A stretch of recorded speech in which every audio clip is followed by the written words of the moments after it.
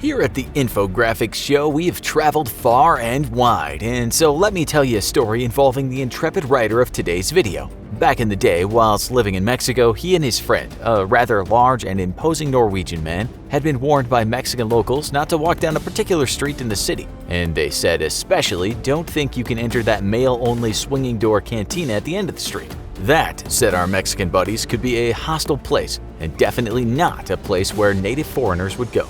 We went, of course, and the giant Norwegian soon got into a raw chili eating contest with some rather grisly-looking men while they plied him with a heroic quantity of tequila. Your humble writer had to carry the large man out, and we were helped by some fine young men that turned out to be not-so-fine pickpockets. When this writer felt a hand in his pocket and he berated these men, who then looked upon us, likely deciding whether to just beat us up and mug us. Instead they ran, which came as quite a surprise given the giant Viking was blind drunk and this writer looks as useful with his fists as Shaggy from Scooby-Doo. Your storyteller has been mugged on 2 other occasions, once at knife point and once at knuckle point. Nonetheless, when you hear what we all have to tell you today, being robbed at knife point doesn't seem like such a big deal. First, let's add a disclaimer and tell you that times change, but crime and violence have indeed recently plagued the places we're about to tell you about. In terms of danger, let's just imagine how things would turn out if you were to hang around these streets and neighborhoods as an outsider. Baltimore, North Monroe Street, West Lanvale Street, United States. We'll start with the USA, and we know some of you will argue that there are more dangerous places in America. Maybe you think that a tourist armed with an expensive camera taking shots of the homeless on LA's Skid Row might find themselves in more danger. We are aware that some streets and neighborhoods in St. Louis or Detroit might be no-go areas for newbies, but we've picked Baltimore today. The violence and drug problem in certain parts of the city have been well documented by David Simon, a seasoned journalist and later the co-writer of the series The Wire. The city since then has tried to revitalize some of the more notorious neighborhoods, but some places still look apocalyptic. A trip down these streets late at night could be a bad decision if you're just there to hang around, see the sights, and look at locals. We don't want to offend anyone from this part of Baltimore, but just do a Google Maps tour right now and you can see how many buildings are boarded up and looking like they should be pulled down. The neighborhood needs a bit more revitalizing. It has a violent crime rate 19 times higher than the US national average, and your chances of walking around here at night alone without any incident we think is quite low. We even found a long list of incidents in which police were accused of wrongdoing, with some recent incidents of officers being charged with fraud and second-degree assault. Is it the most dangerous place in America? Well, you can tell us what you think in the comments after you've seen the much worse places on this list. Areas of Kingston, Jamaica. In 2019, the U.S. State Department said just avoid certain neighborhoods of Kingston in Jamaica and then added, violence and shootings occur regularly. Even U.S. government personnel are not allowed to drive outside of some Kingston neighborhoods during the night. It's that bad. Beautiful Jamaica has one of the highest homicide rates in the world, and usually when tourists visit the country, they only visit areas where they're told to go, or are chaperoned there by locals. Let's just say that tourists walking around at night in strange neighborhoods might be beaten, mugged, and killed, and you can find instances when that has happened. Some people in poorer neighborhoods are living in appalling conditions, while armed gangs roam the streets in numbers. The police force is understaffed, and Jamaican police have at times come under scrutiny and been accused of corruption, as well as their own style of brutality.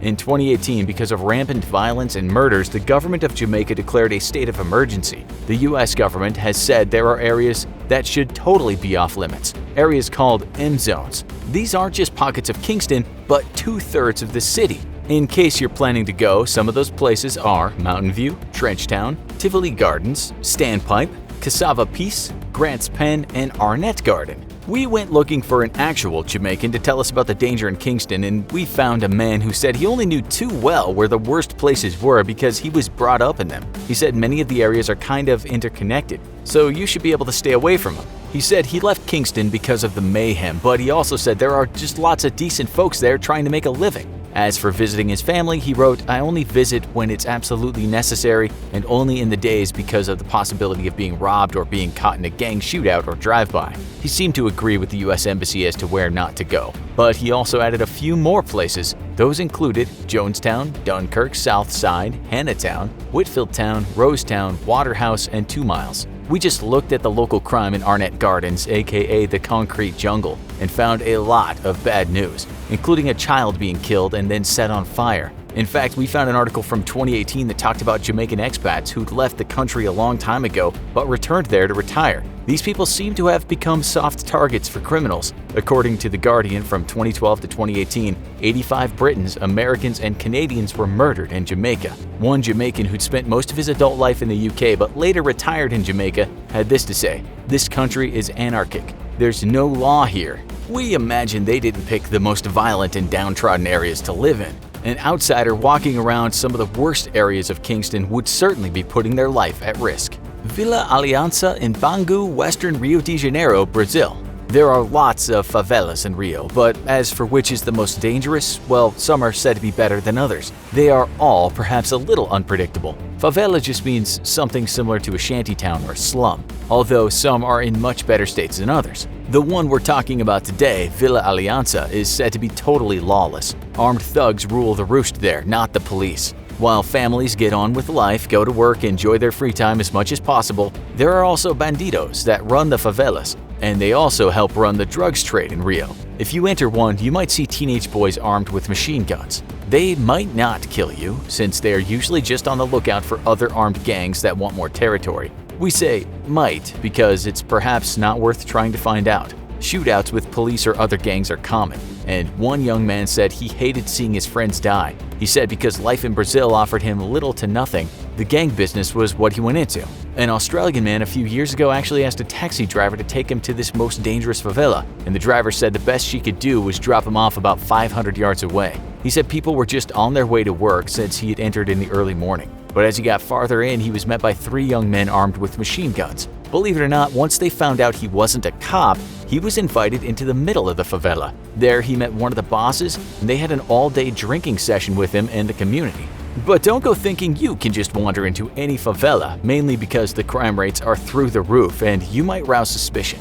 One journalist who had spent years writing about the favelas said this: "Brazil's favelas are not inherently dangerous places and offer a different perspective on life. But in the pockets where drug gangs dominate, intruders and outsiders are taken very seriously." Cape Flats, Cape Town, South Africa.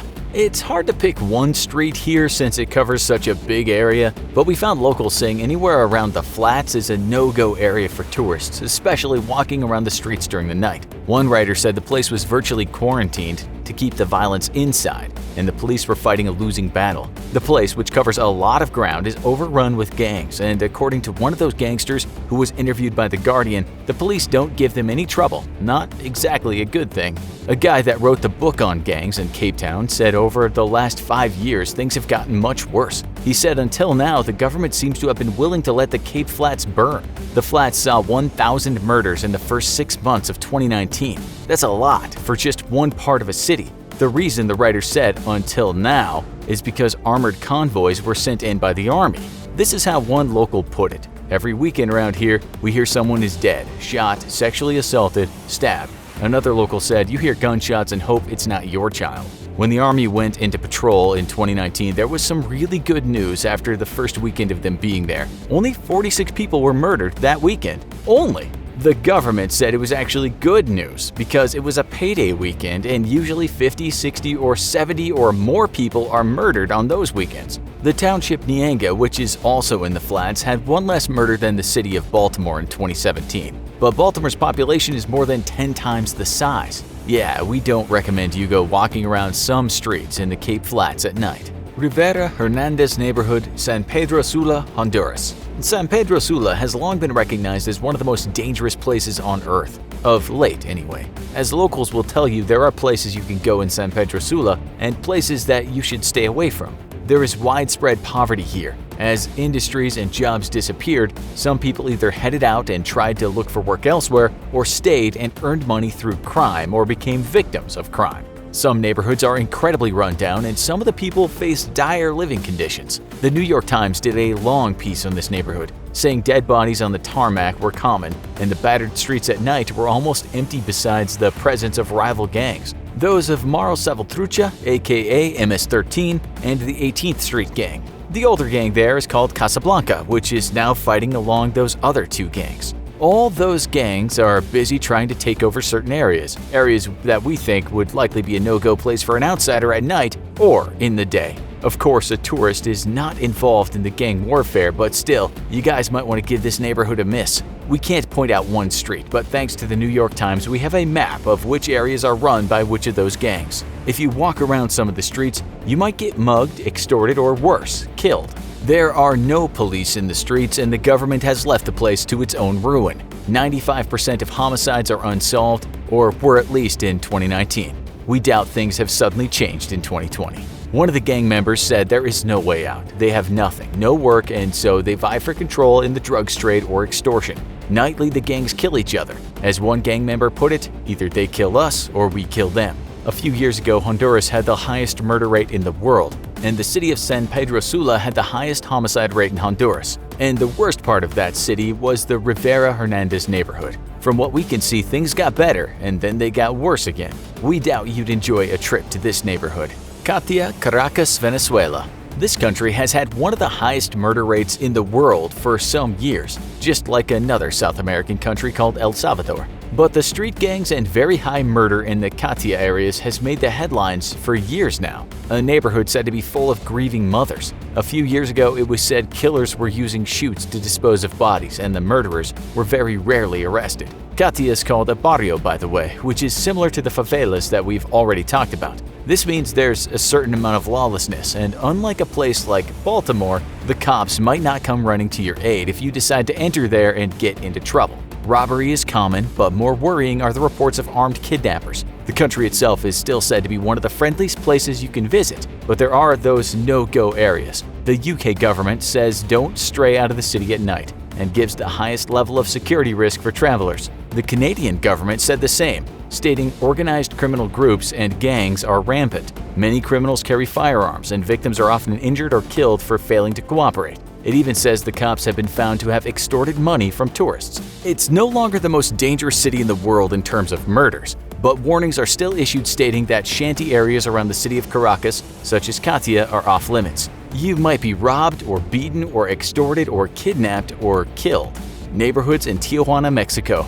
So the last place we'll talk about is Tijuana, the city on the American border where many young Americans have visited to throw down tequila shots or look for certain things they wouldn't be able to buy on the other side of the border. The city right now has the highest murder rate of any city in the world. But since that's mostly gang-related, does that mean it's dangerous for you, our dear non-gang-related viewers? Well, this writer has visited Tijuana, and despite the warnings, he visited some places he was told not to go, way past where all the nightlife entertainment is for one-night border crossers. He stayed in the cheapest, dirtiest places we doubt a tourist has ever frequented. In one place, the doors didn't even lock and you could see guys gambling in the other rooms. And no, this wasn't the city where the pickpocketing incident took place. That was on the other side of Mexico and the Yucatan Peninsula. But this writer did find out that there are some really sketchy places in Tijuana, and that was before it became the world's most dangerous city. It all depends on how deep you go. Looking at blogs, many people say it's no more dangerous than San Diego,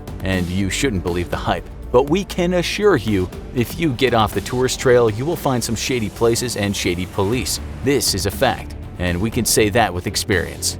You might get robbed or certainly get scammed, get taxed by the cops. And worse, you might bump into gangsters that are wondering what you're doing in certain parts of town. You might also want to give taking photos a miss where cartel members are everywhere. And as for taking notes on your laptop, give that a miss too. Then you can find bits of recent news reports like this one. The bodies of 4 U.S. citizens were found strangled, beaten, and stabbed in a van in Tijuana, 2 days after they reportedly left their Southern California homes for a night at the Mexican clubs. They were all just young folks looking for fun. One U.S. cop said that the 2 men and 2 young women must have bumped into the wrong people. Or you can read the beginning of this 2020 report. A 5th body has been located on a property in Tijuana where 2 Americans were found dead earlier this month. In 2018, 2 teens from California were found dead in Tijuana, and they'd been tortured and then shot execution-style in the back of the head. We won't go on, but we will say that while Party Town Tijuana can be a lot of fun, there's a much darker side, and we think you need to stay well away from that. As it's the murder capital of the world, you really should already know this. As you leave the bars far behind and the dance music fades out, there might just be some really bad people around the next corner. It actually gets darker in some parts of the city if you keep going. We've seen it with our own eyes. Tijuana might not be as in-your-face dangerous as some places we've mentioned, but it's certainly got a missing body potential. Okay, because we talked so much about gangs today, we think we should educate you some more on these criminal entities. So take a look at one of these shows. What makes someone join a gang? Or most brutal gangs in the history of mankind? Click one now.